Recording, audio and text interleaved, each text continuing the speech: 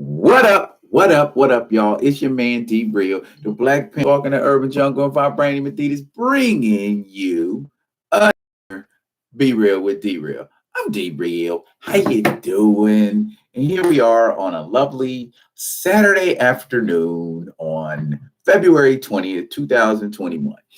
Okay, like I always tell y'all, and I'm gonna just get into it because I don't want to waste any time. I just want to, get off into this, hit it, entertainment. I promised y'all some edutainment in my hype, in my advertisement, in my talk about said podcast. Black history. What is Black history? First of all, primarily a cliche. Black history is a huge cliche because why do we relegate Black history? And I'm always saying this to 1 month. We aren't doing historic stuff the other 11 months out of the year, or is it just that Black history is only worth chronicling in the eyes of some once a year?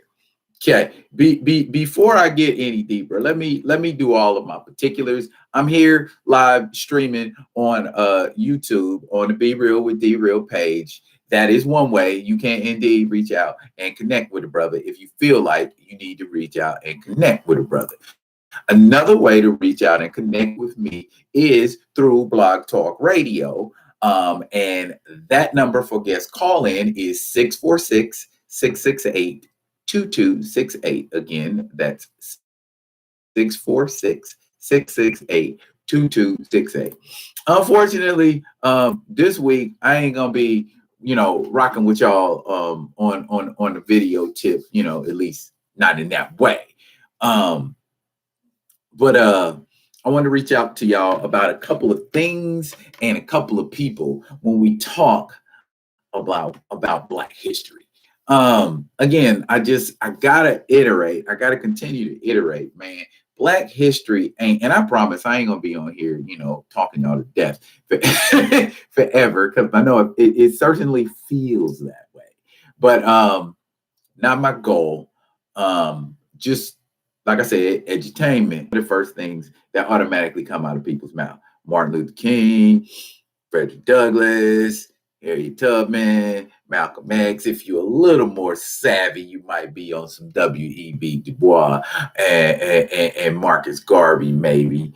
But for the most part, a lot of people are just kind of caught up in the rhetoric of what they think it's supposed to be. A lot of times we're caught up in the rhetoric of it just being a thing that originated here in America. You know what I mean? It's not like this originated, 400 years ago. It's been around a lot longer than that.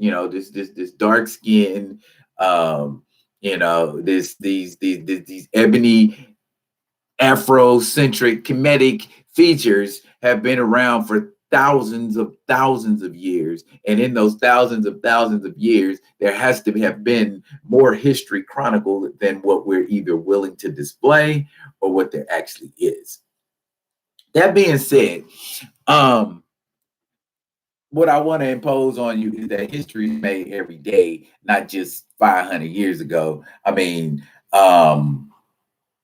for instance, if you act now, you get unlimited access to lots of newspapers that I'm not willing to get access to, all to just get a picture of this woman, Shirley Chisholm. Why? Who was Shirley Chisholm? Why was Shirley Chisholm important? Why do we need to know the name Shirley Chisholm? Well, let me tell you, man. Shirley Chisholm was the first African American woman elected to Congress, 1968. Now, that's a feat when you take into consideration what was going on in this country in 1968. There was a lot of racial tension, to say the least. We was just fresh off of Martin Luther King, being assassinated. Um, oh, somebody is talking to me. Yeah, we were the first, indeed, on this planet. Thank you, Black Jesus, for chiming in the chat. That's another way y'all can talk to me if y'all need to talk to me. You can holler at me in the chat. If you got a comment, you like what I'm saying. If you don't like what I'm saying, I got a pretty thick skin. I can take it, but don't be disrespectful because I'm sensitive too. Anyway, in 1972, Shirley Chisholm was also the first African American woman to run for president. Yeah, president, United States president, that president. Now, I guess my question is, why is Shirley Chisholm only spoken of in hushed whispers? Why is Shirley Chisholm just kind of an afterthought in a lot of people's head? I mean, that's a feat simply because of the time it was done. Not to mention the fact that it was done by an African American woman. Yes, that's right. African American woman. That black girl magic that we always talking about all the time. Significant event to black people in the civil rights struggle was the bus boycotts in Montgomery. That's not something new, y'all. It just got nationwide attention when Rosa Parks decided she was going to stand up, or more accurately, sit down and refuse to give her seat to a white passenger, because back in those days it was law that if you was a black person, you had to take your black behind to the back of the bus and sit. Wow. Anywho, Rosa Parks was not the first person to have to deal with that situation. Rosa Parks was actually the third person to have to deal with that situation. The second person who had to deal with that situation by the lady by the name of Claudette Colvin. Okay, and in this picture, Claudette Colvin is only 15 years old. Claudette Colvin, for any of you who are still concerned, is still alive today. She was born in 1939. She's still kicking. Now, I know what you're thinking, and I hope you're thinking what I'm thinking while I'm thinking it. Yeah, she was like, her feet hurt too. Exactly. But anyway, she's a lot younger though. At the time, Claudette Colvin was 15 years old. So Claudette Colvin is just like, I'm a sassy 15-year-old and I'm not having it because that's not what you're supposed to be doing. White people act right. The question that comes to mind is, how come when we talk about bus stuff, Rosa Parks is always the name that comes up? I mean, was it because of what she done, it drew the attention of Martin Luther King, and so that kind of elevated that situation? I would like to think somebody like a Claudette Colvin is where change starts. At some point, somebody has to say, F it, I'm tired of this. I'm not going to do this no more. I know this is wrong. Y'all know this is wrong. Why the hell are y'all still doing it? It takes somebody like that to just finally just step up and say, I'm tired of being tired. And I'm just going to go ahead and say what everybody else is thinking, but just won't say it. They know that we all feel the same way sitting in the back of this bus, hot, steaming, mad, like Willie Beeman. So for people like Claudette Colvin, I just say, you the catalyst to bringing justice about. And speaking of bringing justice about, you got to do that with a judge, right? Um, well, long before the days of people like Supreme Court Justice Clarence Thomas and Thurgood Marshall, there was Jane Bolin. Okay, Jane Bolin was the first African American judge, the very first in 1939. Can you imagine what it was like being a judge in 1939? Um, I would say very uncomfortable. But you still had to do what you had to do because you was dispensing justice. You were making sure.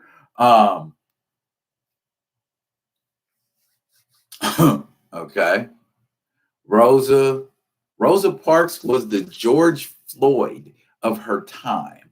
Is what was mentioned in the comments, meaning that the clear people took notice of it. So I guess, yeah, they didn't take notice of Claudette Colvin, but because she was a child, but they took notice of Rosa Parks because she was an adult woman working in a seamstress factory and was like, I'm working. So, back to the foot thing. But Jane Boleyn, also another interesting little piece of trivia about her. She's also the first African American woman to graduate from Yale Law. Okay, that's a feather in your cap, no matter what color you are, no matter what gender you are. But since we talk about Black history, we go pump her up.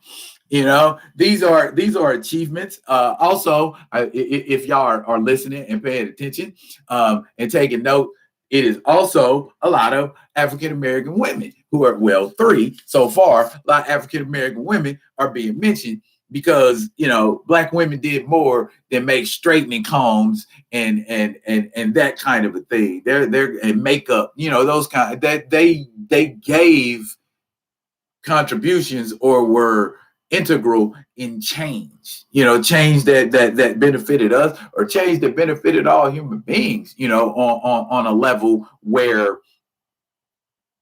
you should be standing up and taking notice, like the whole planet should be standing up and taking notice, because this is people who drew a line in the sand, said, I's tired and I ain't taking it no more. Okay.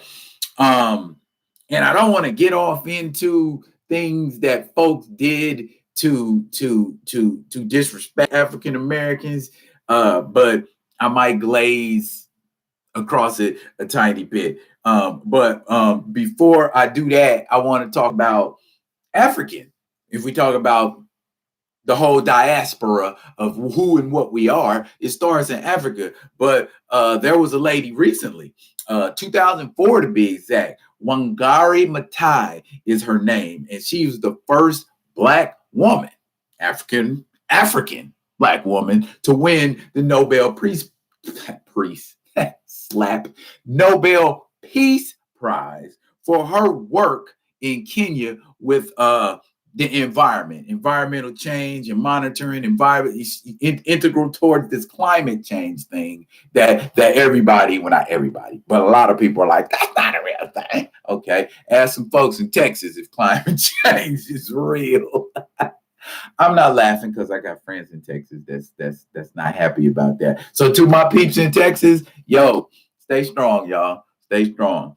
Why is it that we have to be so gifted and talented at everything we do to the point where people decide they want to bastardize and cannibalize and take what we do, what we create, the unique twist that we put on things? Let me give you an example about what I'm talking about here. You ain't nothing but a hound.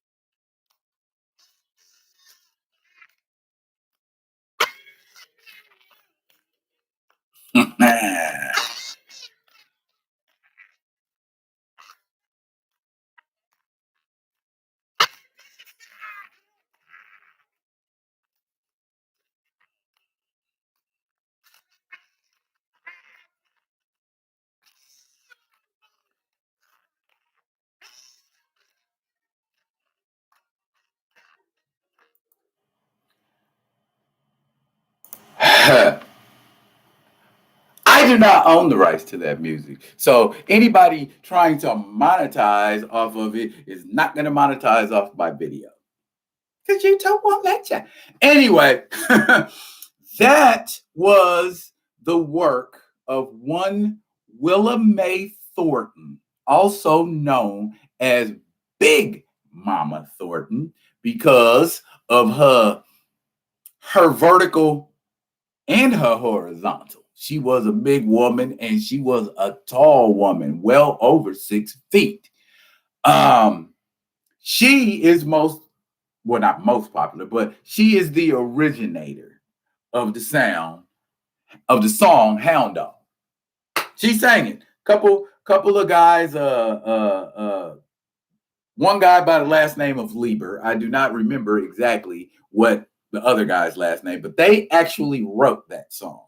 And they heard Big Mama Thornton singing, and they were like, we got to have Big Mama Thornton sing our song. And they had Big Mama Thornton sang their song. Well, actually, they wrote it. They went home right after they heard her sing, wrote it, came back, presented it to her, went back, arranged the music, had her do the song. Bam, you ain't nothing but a hound dog. I think like 52. And then Elvis Presley comes out with it a couple years later, and it just boom, explodes all over the place. Why? And just another interesting piece of trivia, the song Peggy Fever by Peggy Lee, You're Giving Me Fever. That is another stolen song. Strangers in the night, exchanging glances. That is another song stolen. Frank Sinatra. I'm sorry. I know Frank Sinatra. Y'all love Frank Sinatra. But Frank Sinatra or Frank Sinatra's people stole that song from somebody else's people. I don't say who though. But yeah, there you go. So why is it, pray tell,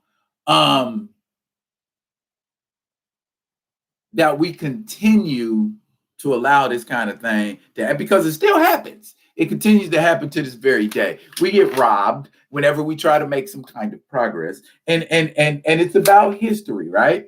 When we try to make anybody, have you ever seen the work of Pablo Picasso? Pablo Picasso, amazing artist, amazing artist. You know what? I'm gonna have to solve this Scooby-Doo mystery, y'all, because I want y'all to see what this girl look like. We're gonna go straight to Pablo Picasso paintings and look at them. Now, Girl Before a Mirror is the name of that painting. Does that not remind you of a certain kind of tribal pattern when you look at that painting? Doesn't that remind you of Kente in a way, more or less? You know, I mean, it's never been proven. Nobody's ever come right out and said it. But you just got done looking at it.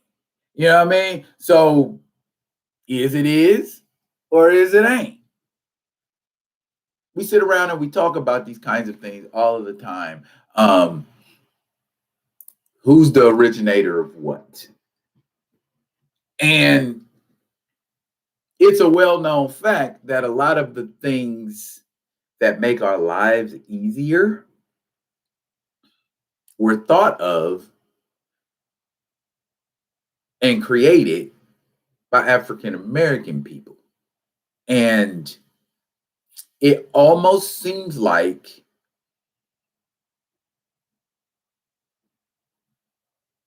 Black culture, it almost seems like the things we do were made to be preyed upon, to be plagiarized, to be stolen, you know, and it's like, when is that gonna stop? You know what I mean? That's draining. You know what I mean? That's draining on your brain, on your mind. And I always tell people all the time, I can, you can't talk about folks getting stuff jacked from them without talking about Black Wall Street. You know what I mean? How do we talk? I mean, do we really talk about Black Wall Street? Um, a lot of people know what it is, but a lot of people don't know the deets. You know what I'm saying? Let me back some of this stuff out so we can get us a clear shot at it. And I'll give you the meat and potatoes, kids. Um, how about some images? Okay. Uh,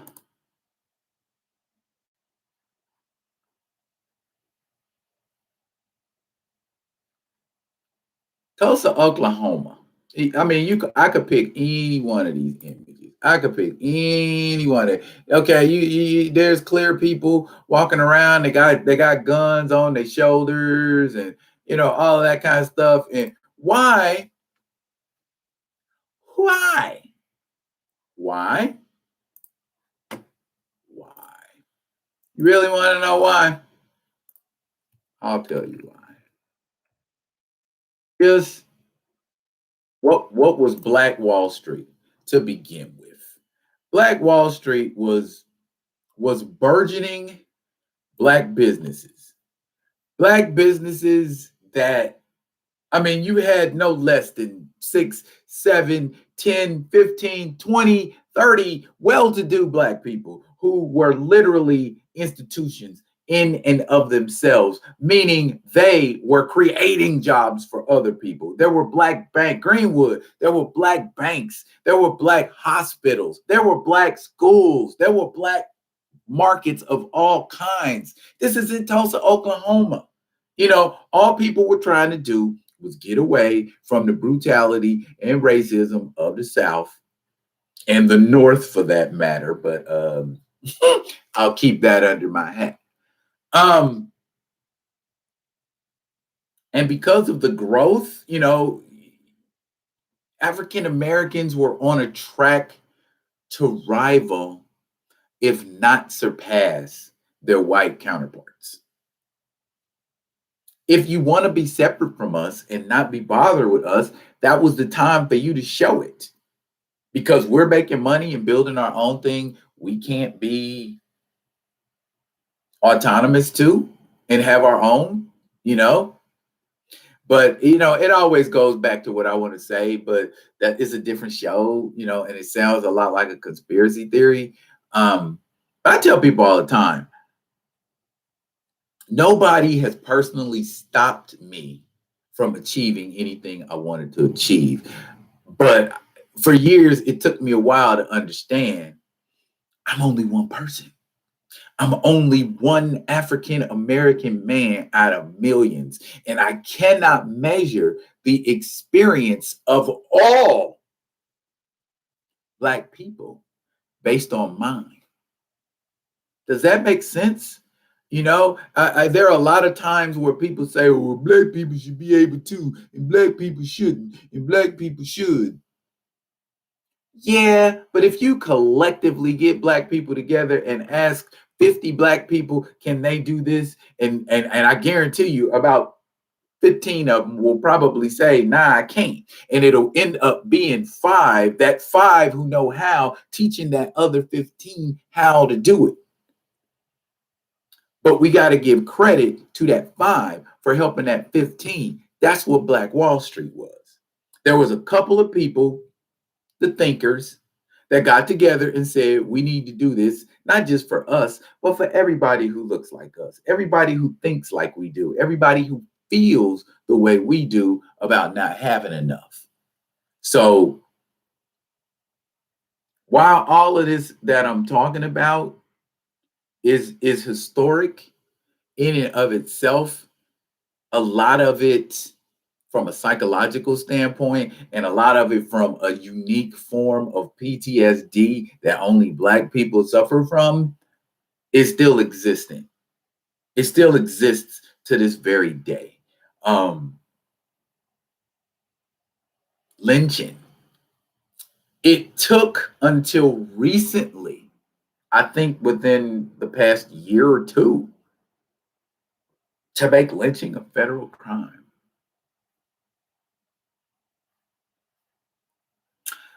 It should also be a federal crime to go to hotels with automatic weapons or to go to schools with automatic weapons, if it isn't already. But that's part of history too. Um, how we die or how we move on to the next plane of existence is just as important as how we live. And every day you live, and this is the point I'm trying to make. All of this, every day you live is history. Every day you exist is history. Everything you do and don't do is history. Do you think back in the day that Judas was trying to make history? Do you think Judas was trying to become the person he became? Do you think Benedict Arnold was trying to become the person he became? Those two cats are known as the greatest traitors of all time. You know what I'm saying? So, you know, a lot of it is what you do, but it's a lot of it is the way history maps you out. And whenever I talk about this cat right here, I love this guy and his story. That is one those different images, paintings and pictures of one Robert Smalls. Okay, what is so special about Robert Smalls? Well, let me show you, man. Um, First of all, Robert Smalls was born a slave in Beaufort, South Carolina. Okay. He is also a testament to how smart Black people are and aren't. Okay. Robert Smalls claimed to fame not only being a U.S. representative, yes, that kind of U.S. representative in Congress. What? A Black guy in the 19th century? Yeah. Why? When Robert Smalls was a young fella, Robert Smalls stole a Confederate warship, sailed that mug through Confederate territory, put slaves on board, ferried back through Confederate territory, and freed them a couple of times. Let's examine that closely. In order to steal a Confederate boat, you'd have to plan that out. Do some thinking. Okay. That tells me he's not dumb. Second of all, in order to sail a Confederate ship through Confederate territory, as an old Navy man, I can tell you when you're sailing past another ship, people are going to see you. So that means not only did he have to know how to signal properly, he also had to disguise himself to look like a clear person. And it must have been good enough because he fooled them a couple of times. And then went on to become a state representative in South Carolina. In South Carolina! Impressive.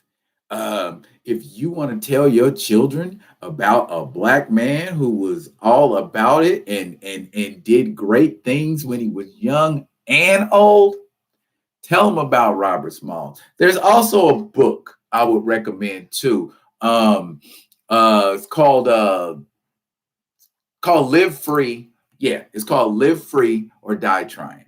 I've actually read that book, and then there's another book about his life, and somebody was writing a script. I don't know who it was. Oh, wait a minute. It was me. Okay. I'm still in the process. I don't know who else is. I think there's some people who are, but I'm still going to do mine anyway. And there, I'm just letting you know, putting it out there. That is something we need to see on the big screen. That's something we need to see on the big screen, like we needed to see Black Panther. You know what I mean? That's something we needed to see on the screen, like we saw Malcolm X, Training Day, just stuff that was just like where you saw people in roles that is you just they were crazy. It's like, really? We did that? That was us? Yeah, that was us. That's the kind of stuff that we do that nobody talks about. We don't talk about the bravery of people like Claudette Colvin. We don't talk about pioneers like Jane Boleyn. We don't talk about gangstered up brothers like Robert Smalls, and the achievements of things like Black Wall Street come up every now and then. But that, if to me, I feel like you can't mention Black Wall Street enough. You know what I'm saying? We was minding our own business. We was minding our own business. We was making paper, living life, feeling good about who and what we was, and these mothers came and bombed and burnt it all to the ground. Which tells me the insurance companies was in on it too. How come they couldn't just rebuild? So I'm gonna leave that where it is. And suffice to say, I just want to explain and express, and this has been entertaining and as well as educational. I don't want you to miss the educational part from being entertained. A lot of this that I've shared with you today, I've purposely not went into long-winded biographies about their lives or about these events because I want you to go and Google or pick up a book and read or watch or whatever you need to do for yourself. Okay? Because Black history ain't just Black people. Robert Small's actions didn't just affect Black people.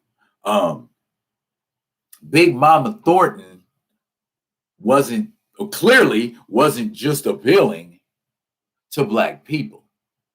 You know, our actions reverberate across time.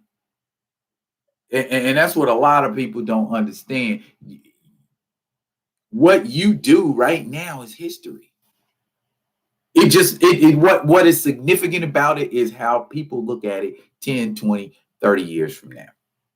What I'm doing right now could be historic. I don't know if it's not groundbreaking, it's not original, but maybe something I say, just like Tupac said, I might not be the one that sparks the world, but the words I say might affect the brain of the person who ends up sparking the world. I don't know. I'd settle for that. If somebody said, D Real said, blah, blah, blah, whoop, whoop, whoop, and it inspired me to do this, I'd be with that. You know what I'm saying? I could totally respect that. But basically, I just want y'all to know, as Black people, as African Americans, as people of color, Indian, Asian, Latino, we are all beautiful in our own way. We are all groundbreaking, innovative in our own way, rather than be the type of person who just takes pride in and celebrates Black people during Black History Month. I take pride in and celebrate human beings. Though some of those human beings just happen to be Black. But people like right now, to me, AOC, Alexandria Ocasio Cortez, she making history right now. You know what I mean? Ilhan Omar, all of them women of color that are in Congress, in Senate, you know what I'm saying, doing they thing. Peace, props, and big respect and love to you because you're making history. You are history. Folks like, Kamala Harris, she's history. You say what you want to say about her personally, but she's still history. Nonetheless, she defeat no other African American woman Hey, no woman has ever done. You know what I mean? She's beast mode. You know what I mean? Do it. Props to you. But how I feel about politics ain't party driven. It's process driven. You know, I ain't so much Republican or Democrat as I am what y'all doing for us as a people, what y'all doing for me as a person, because we put you in there. So you work for us. That's what we got to keep in mind. You know what I'm saying? Congressmen ain't no people that have power over us. Congressmen are people who work for us because we put them in there. So that's my political rant. That's the end of it. I ain't got nothing else to say in that area. But what I do want to say is, today is the 20th. Tomorrow, February 21st, marks the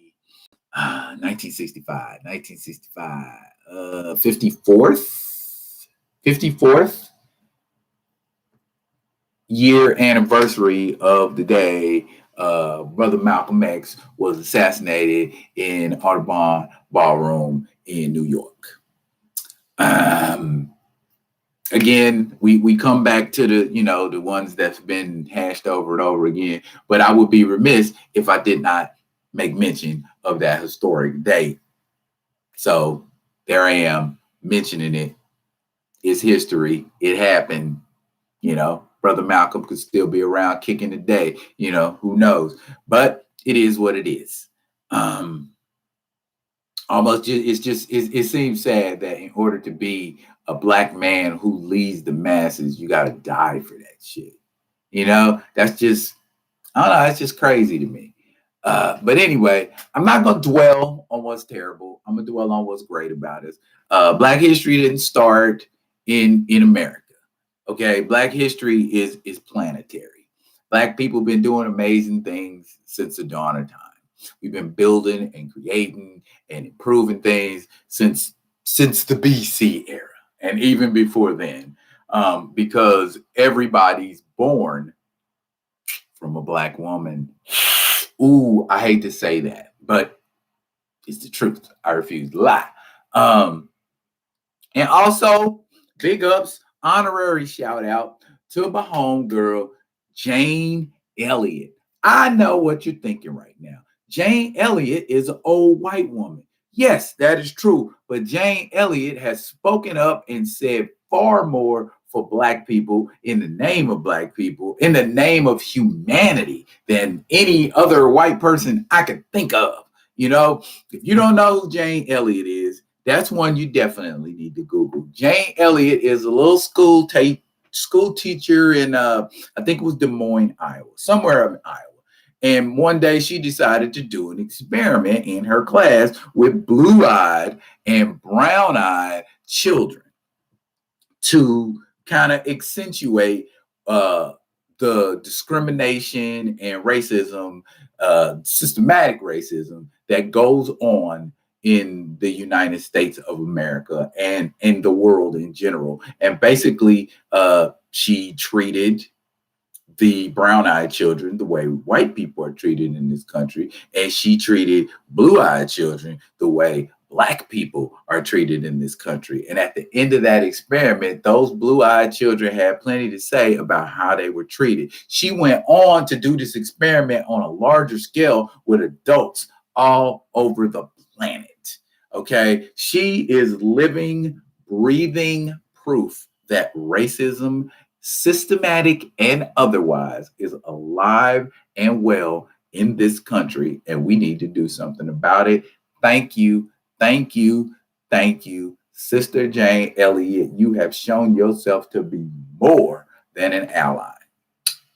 And on that note, I think I've said everything I need to say about this groovy little Black History podcast that I done throwed up. Thanks to the folks who decided to comment in the chat. I appreciate y'all.